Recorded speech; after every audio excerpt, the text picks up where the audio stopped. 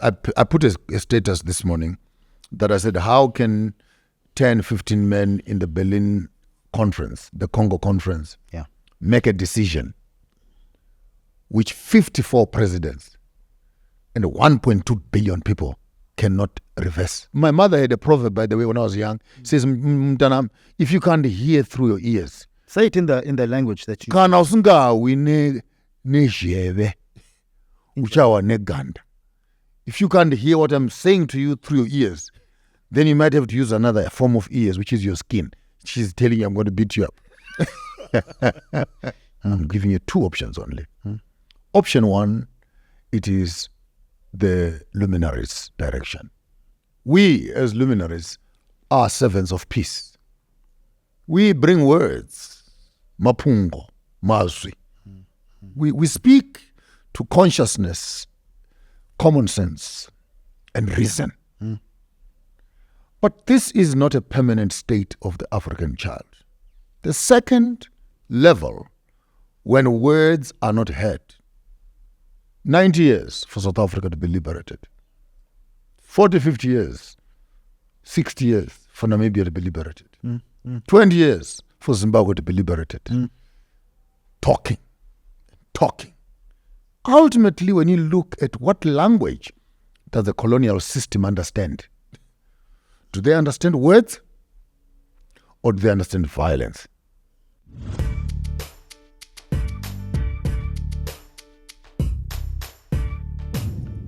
Welcome to Something Nice with Dinano. We are back with a channel favorite, Ubaba Joshua Maponga. Welcome, Baba Maponga. Thank you. How has been going so far? It's going well. It's been a very good year for the channel. And I've spoken to you. From the inception, you are responsible for the growth that we have seen on the channel. I'll also take some credit because the numbers don't lie. The interview we had with you 3 years ago, 2021, I think it was just after lockdown. COVID days. Yes. It's now at 1.1 million views. It's the biggest viewership for Joshua Maponga something on YouTube. Thank you. Wow. Now I'm going to sound like Snoop Dogg. I want to also thank myself. But most importantly, you. Give yourself some flowers. At home who has been supporting the channel. I posted something yesterday saying we are hosting Ubaba Maponga again. Someone said they've been listening on one of the audio channels.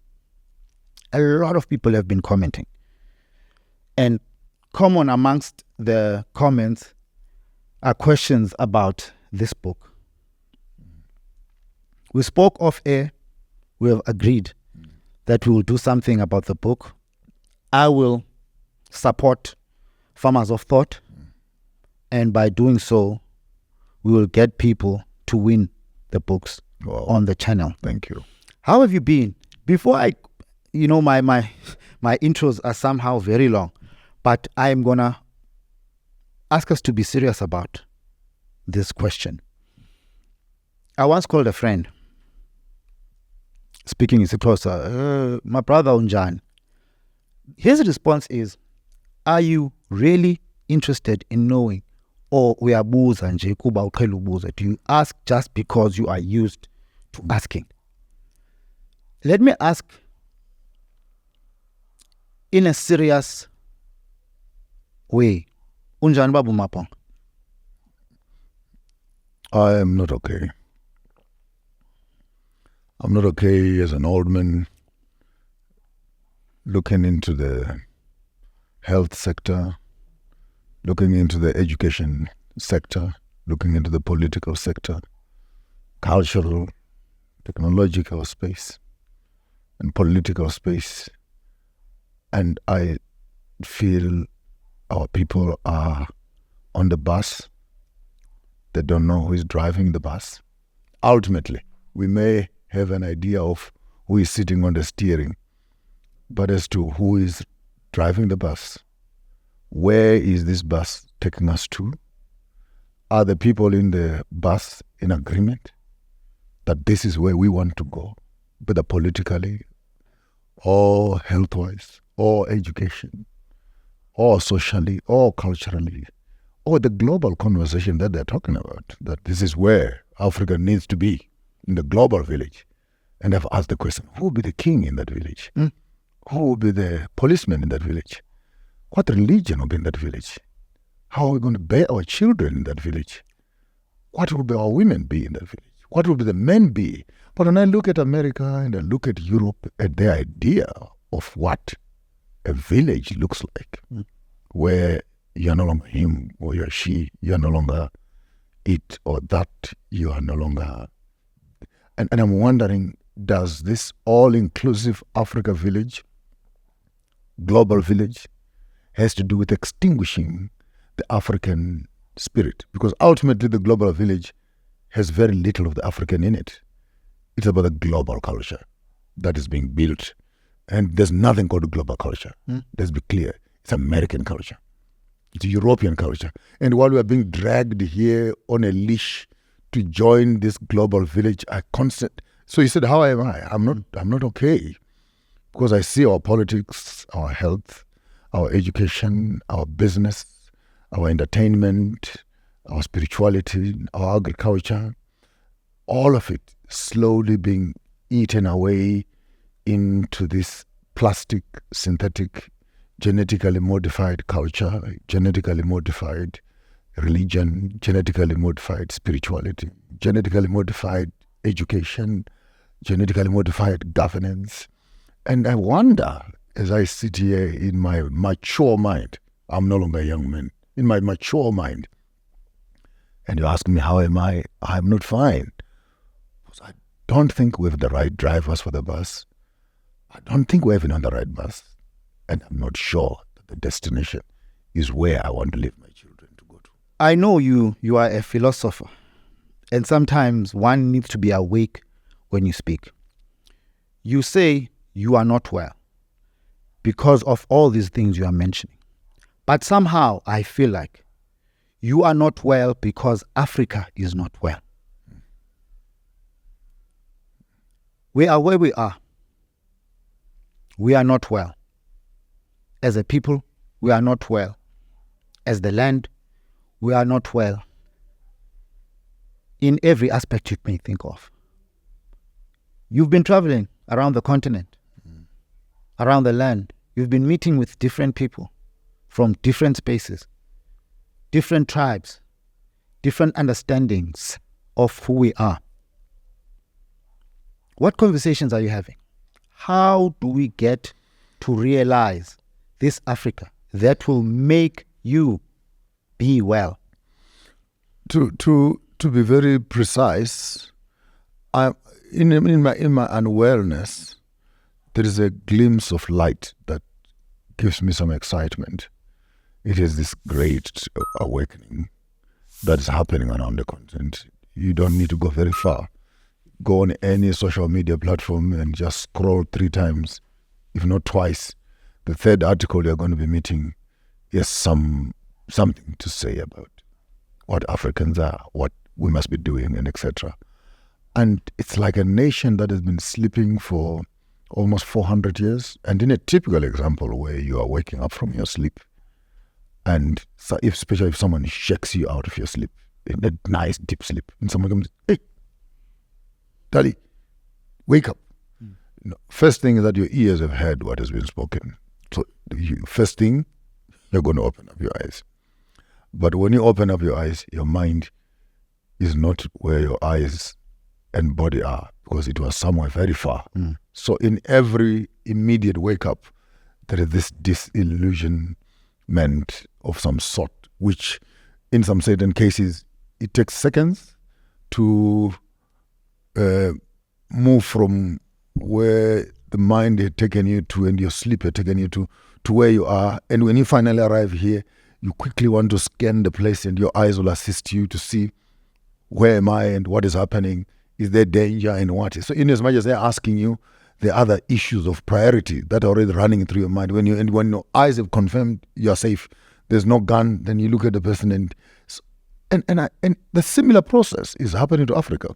as we waking up from this slumber to realize our environment, to size up our friends.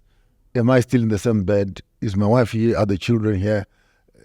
Is the house not on fire? What's the emergency all about?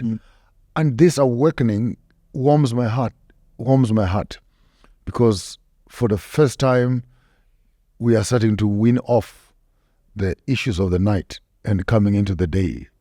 And the other day I put a poster out and someone says, don't blame the Africans, Bishop. They still call me Bishop, by the way. Don't blame the Africans, Bishop. Blame it on COVID, the vaccination, and that maybe they have metals that have been pushed into our system. Some of it is actually causing a slight slumber, and particularly to our educated community, which gets so knowledgeable about them and so uneducated about themselves and where they are coming from. And then you find that the whole academic space is built to protect the very colonial system that has oppressed us this long. And I think we are in a very exciting moment of African's history, where as a generation, we will witness in our generation a start off of a meaningful transformation towards an Afro-centered kind of understanding. And I think for today, if you tap on me nicely, we may just be able to assist others like ourselves. You brought up an Adventist. I'm brought up an Adventist. Third generation Adventist, so to speak. Grandfather, father, uncles. I'm fourth. Lucky you. And let me brag a bit. My great-grandfather, Richard Moko, is the first ordained Adventist pastor in Africa. Richard Moko. But somehow, somewhere else, he might be known as Muku. There are so many things you say, and I want to give you time to speak. You say we grew up Adventist, third generation, fourth generation. But we are waking up from our slumber. We are seeing the issues within Adventism. We are seeing the issues within a Western education system. We are seeing issues within Western democratic processes. We are seeing issues in a lot of things. There's a movement of decolonialism. I don't know what it means. I don't know if you understand, but somehow I've heard that you happen to be part of that system that's trying to break down these walls that impede us from seeing greater things that we can achieve as African people. I don't know. We are in a constant transition. We are waking up. Let me make it simpler for you, without being laborious in words. This is your house. And whatever happens in this house, someone must knock at your door. Yes. You give them access. You write the rules in this house. What time does the gate close? Madam helps you. Yeah. To put that order Yes. into your estate. So there's order. And what we are asking for as Africans is that the narrative, I gave you the bus illustration, the narrative that we are talking about as Africans, the question is, are we accountable? Are we responsible?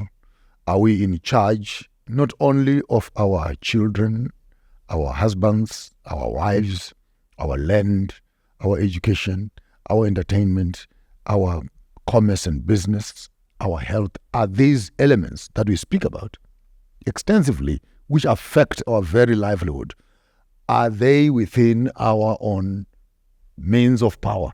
Do we have control? Are we in charge? Right now, can you say as a father that you are in charge of the curriculum that your daughter is studying at school? I am not. And I'm hearing the other day the stuff they are teaching them there at school. You take a whole academic institution to teach my child sex, to teach them sex and how to accommodate gays and lesbians. You are not it, you are them, you're what, you're that. When Chinese people are teaching their children how to make these things, you are busy teaching our children sex. What career are you building on? Sex workers? So something small and fundamental as education, if you as a parent is not involved directly in determining the quality of education that is going to, and yet you are paying for it. You have to pay for that. You have no power over what goes on your screen, on your TV screen, but you must pay DSTV. You have no power over what goes in your body, yet you must pay your medical aid.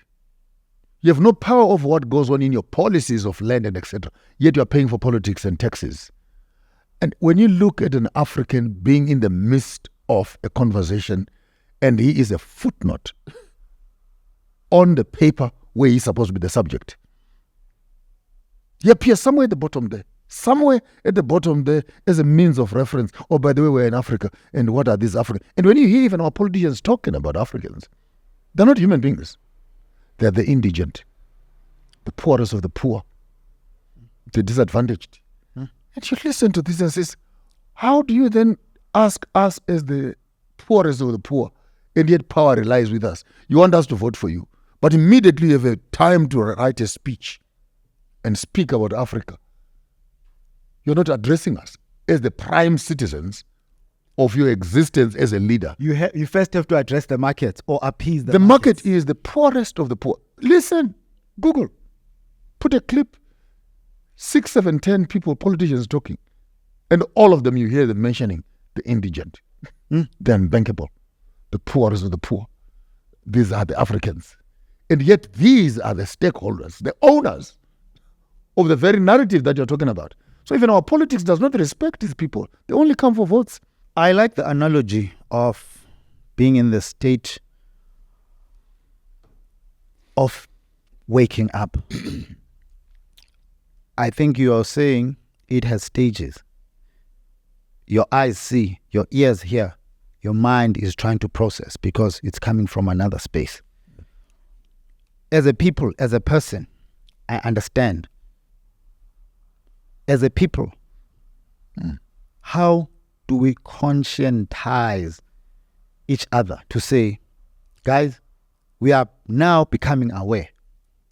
We are awake, we are woke, which is a term they don't want. On the onset, it must be mentioned that the condition of waking up, it's business. It distorts and destabilizes number of institutional already gathered information, because things have been running like this, and someone always benefits from your foolishness. Someone will always be cashing in on your sleeping habits. Someone is making money out of your spaces of not knowing. I mean, for example, you wake up in the morning and you discover you are a prince, you are royalty, and you've been paying taxes to someone. And for the first time when that knowledge of who you are strikes you, how many other businesses are going to be destabilized within the present space which has been taking advantage of you? And I think the colonial system is a bit agitated, and through religion, business, and political systems, they're trying by all means to make sure that this group of black people don't wake up as fast before they smuggle as much as they want to their own corner. And truly so, because life is about making profit. So it should be understood that as Malcolm X and Martin Luther put it, that freedom will never be donated by those who are oppressing you. The one who is oppressed needs to take it, if not possible, take it by force. Because it's comfortable to have a slave and have a servant and have people that you can just click your finger and they run. And one morning you wake up and your slave says, "Oh, sorry, sir. Actually, you are the slave. I'm not the slave." Yes, so it is economically challenging to see the African wake up. It will cost the colonial system quite some money. It will cost our academic institutions quite some money. It will cost our pharmaceutical organization. And COVID did us the best of all favors, when all of a sudden the African who was supposed to collapse and die baya emfuleni mfethu bayofuna umhlonyana bashaya ama-vix bayenza into zakwadeni and there we are. Safutha, basebenza ukufutha. Here we are, healthy and well. And how do you think the pharmaceutical company that had calculated a 3-5 billion profit on selling these vaccines, and they discover Africans don't need as much of them as they do? For some reason, I'm not a scientist. I've been fighting with people on these platforms on the issue of COVID. Fought with a doctor from my church from back home. But before we did the interview, you asked for some time to be in the sun. If you remember, before COVID started, they had said Africa would be the hardest hit. Somehow, Africa was the least hit by this thing. Is it the sun? Is it because we spend a lot of our time out there? This is not a structured conversation. It's going to be all over the place. But our melanated skin and the abundance of vitamin D and the influenza that they were talking about, it can be healed and cured within those elements of the sun, an alkaline diet, and, the healthful living of the Africans.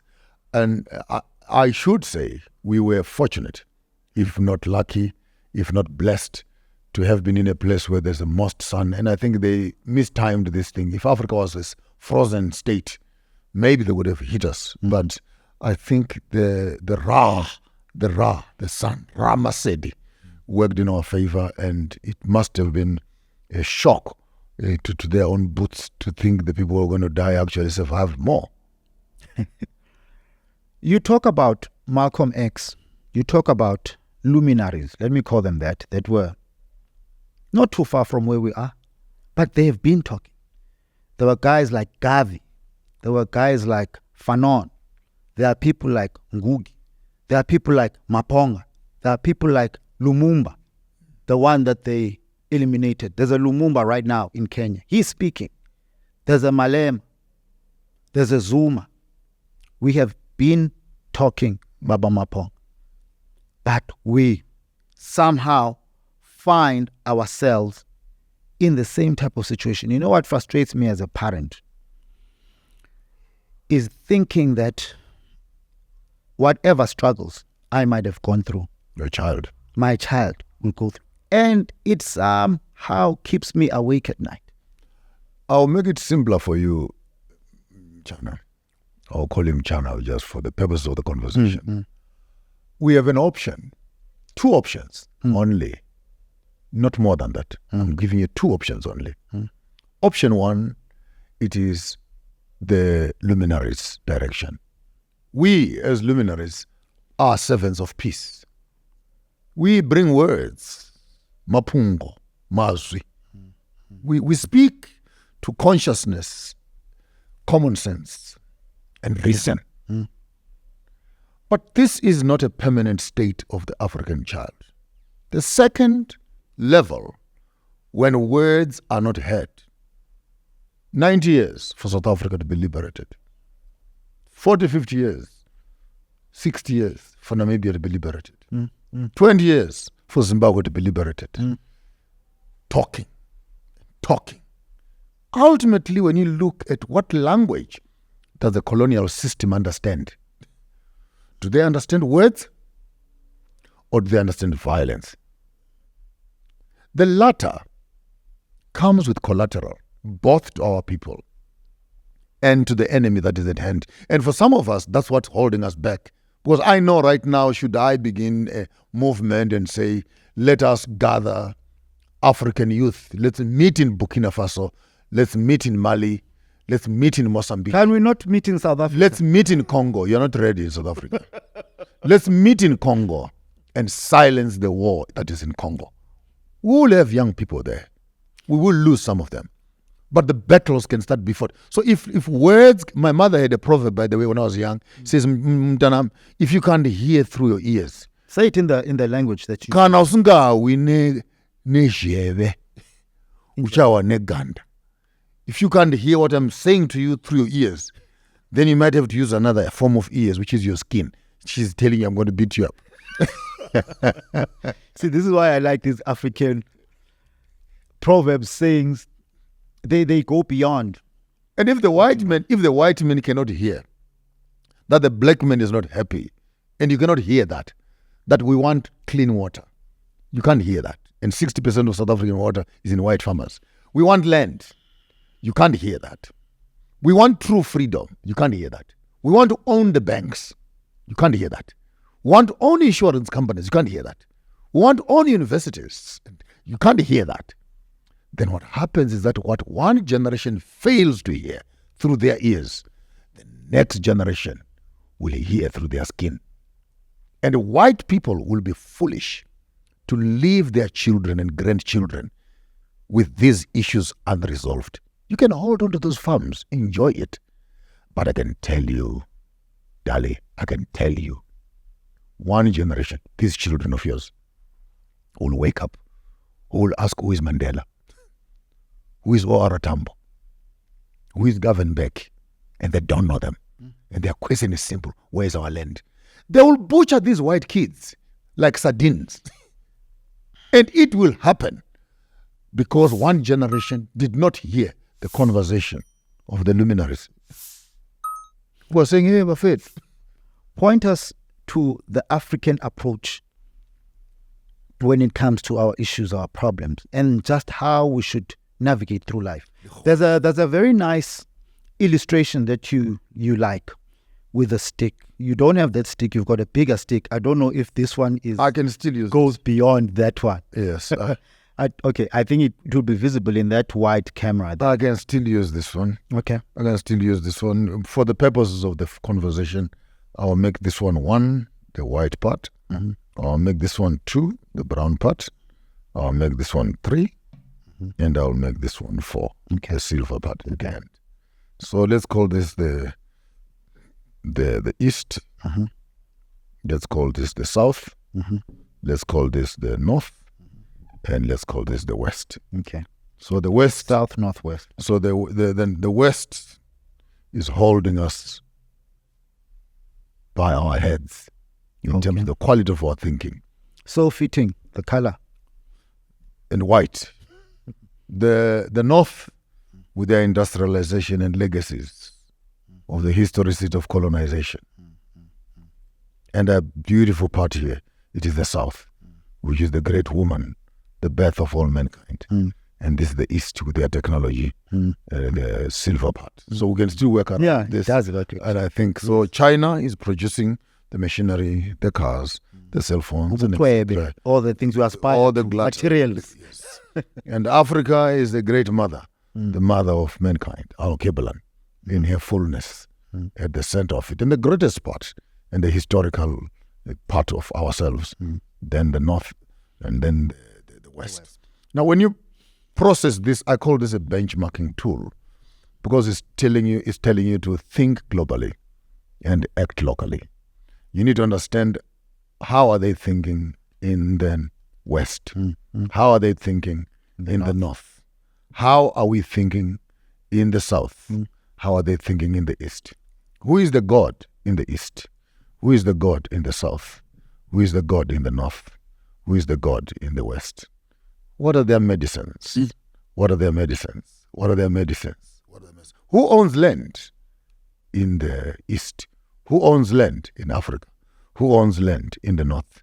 Who owns land in the what are they educating their children with? What are they? So you could actually take any subject and sit in a park by yourself and process 1,000 thoughts. Pick a subject. Could be fashion. Religion. Could be weddings. Could be religion. I love religion. Our audience loves religion. Could be health and technology. Could be anything. And then before you even go very far and you get yourself... And many of the young people who watch me, and I don't think they've been able to upgrade their software to think with me. Before you even start asking and arguing about, as Africans, think globally. What are they doing in the East? What are we doing in the South? What are they doing in the North? What are they doing in the... What is their democratic system? Governance. Agriculture. Education. Are you saying this is why we keep trying to wake up and be, because we are not being who we are? The very system that we are dealing with, which was built to stay, already comes with those structures. And I wish people can go to my next book that I've actually done entitled African Questions and African Solutions. Okay, we only have 2 here so far. I have the third one that is now available called African Questions and African Solutions. And in that volume now, I begin to work at the 7 pillars of the structure of colonization and how the African can now work around that. So that we need to understand the system. We need to understand the monster. And then we see how best can we navigate ourselves to restructuring it or creating parallel systems that can then create an African sustainable Africa that we want. How is it governed? How is it educated? How is it entertained? How does it treat itself? Give us some bites, some nuggets from questions and answers. For African Questions and African Solutions. We pick up those 7 pillars and look at a colonial system coming to colonize the African people. And then we ask ourselves the basic questions. What are they bringing with them when they are colonizing Africa? So they colonize you, and let me say this one, it will be painful, but I'll say it. Are you aware that actually the African liberated the white man? No. I'll explain. Explain, please. Because it's us, Africans, who bring independence. In what way? We fight for it. Like in South Africa, like in Zimbabwe, like in Namibia. We fight for it. And after we fight for it, we liberate even the white man from his own bigotry. He was not able to live freely in a country where he was in power until the African fights him on his system and liberate him from his own mindset. The South Africans right now, the white South Africans who are here, are even worried. Why did we fight so much when what all black people wanted was just Zama and Spazas. We did not need to go through that 90-year battle because Africans did not want more. But the question is, did the African not want more because he had more, or the African knew that he could have much more, but he only asked for less? That's a question. So here we are, saying we are free and we are independent in South Africa, but we know the monster, the elephant in the room. DA cannot talk about that. ANC cannot talk about that. PA cannot talk about that.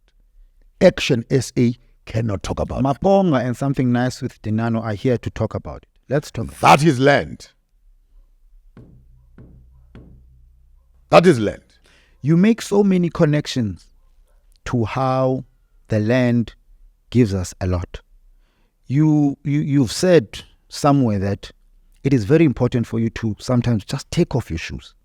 Go there. Mamela Mchana, Minister of Agriculture is land. Minister of Housing is land. Minister of Water is land. Minister of Tourism is land. Minister of Forestation is land. Minister of Mining is land. Minister of Power and Energy is land. Now tell me, which ministry have I left out? Minister of Sports and Entertainment is land. We're going to put the stadiums in the sky. So you cannot even begin to talk about a government that does not have land. Because without land, go home. Because whoever owns the land owns the politics. We are talking, Baba Maponga. There were ones before us who were talking. Now I'm getting tired of talking. I'm on a podcast. We talk because we're trying to bring these solutions. Can we move past talking? What are some of the solutions you speak to in African Questions and Solutions? I don't know. Maybe I could continue to say for true liberation of the African. You are a young man. Then I will be kind with you. You are a fine young man who has been kind to me. So I will not be cruel in my dealing with you. I'll be polite. There are 2 types of wars.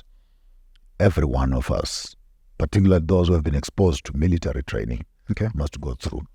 The first battle is the battle of the generals, the battle of the colonels and the lieutenants, where we wake up every morning and we go to a room with sticks underneath our armpits. And that battle is fought on the maps, on the ground. We all come there. We put our artilleries and soldiers in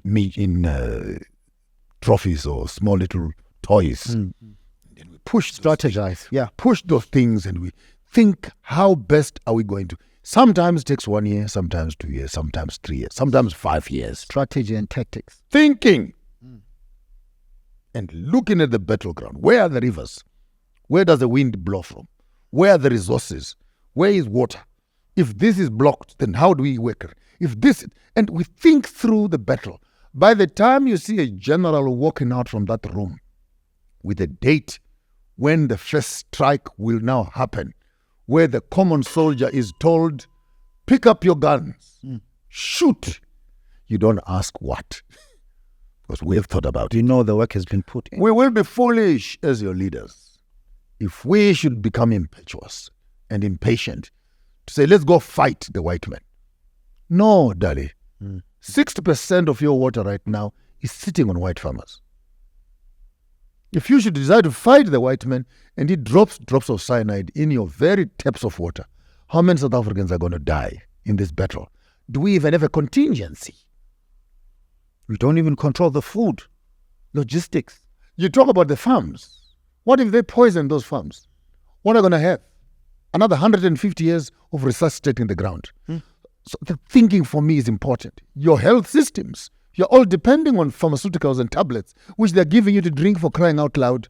And so when we talk about talking, is not just a cosmetic thing. We hope that we can begin to develop African leadership that can eat into the system, create parallel systems of agriculture, indigenous agriculture and food, indigenous healing methods. Start going back to your rural homes, dig up your own bowls, feed your own water. And unless we think through the system, I'll be stupid as a leader amongst your generation to tell the young people, let's go and fight. And I know I'm leading all of you to a death ward. You are not ready. Do we have such leaders? You keep talking about leadership. Do we have such leaders that we can trust to take us through this strategy and tactics of war? We lost we had leaders, but we lost leadership, particularly in South Africa in 1994. Because I think in 1994, the white man was ready to be pushed out of power, and they did not have enough time to strategize and clean up. We lost the plot. We went into lots of talks, went into lots of poems, went into lots of conversations, songs, South Africa, oh, we love you. And now the enemy that we had 20 years ago has metamorphosed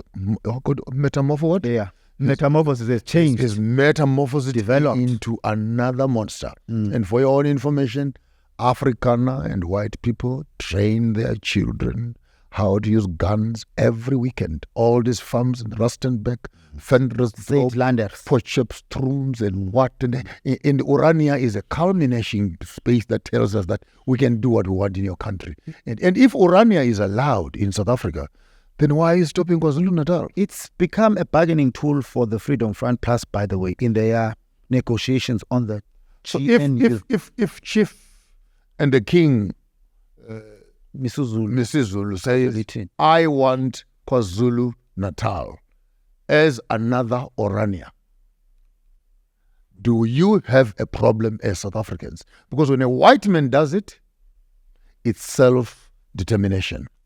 When a Zulu man does it, it's tribalism. If it's white, it's right. If it's white, it's self-determination. It's preservation of the Afrikaner culture, which is being threatened in South Africa. So apparently the Afrikaners are the only ones who have a right of preserving. If Ciskei, where I'm from, they say we also are tired of this Urania thing, we also want our Cis Urania in Ciskei. And KwaZulu says we want ours. Mujaji says I want mine. Venda says I want mine. And Putatswana says I want. So maybe the tribal homesteads the homelands that we destroyed during 1994. Maybe Orania has just come back to tell us that it was not such a bad idea at all. Then Venda, collect your resources there, develop yourself as much. And this is what the educated South African does not want to talk about. You cannot be dealing with white people with silver and cotton gloves and then deal with each other with arrogance. How do you organize ourselves? Now we're going back to history because I think it's important that if we want to move forward, let's understand where we come from. How did we organize ourselves as Intlanga? I don't want to say tribes. Is this way? Clans back in the day. Did we separate? Would Matsonga, would Amaxhosa, would Amazulu be in their own enclaves and not want to be part of We other needed clans? to appreciate, number one, that we throw away all the borders. Just firstly, before we even go into that thing, we just need to pull out that. And I put a status this morning that I said, how can 10, 15 men in the Berlin conference, the Congo conference, make a decision which 54 presidents and 1.2 billion people cannot reverse?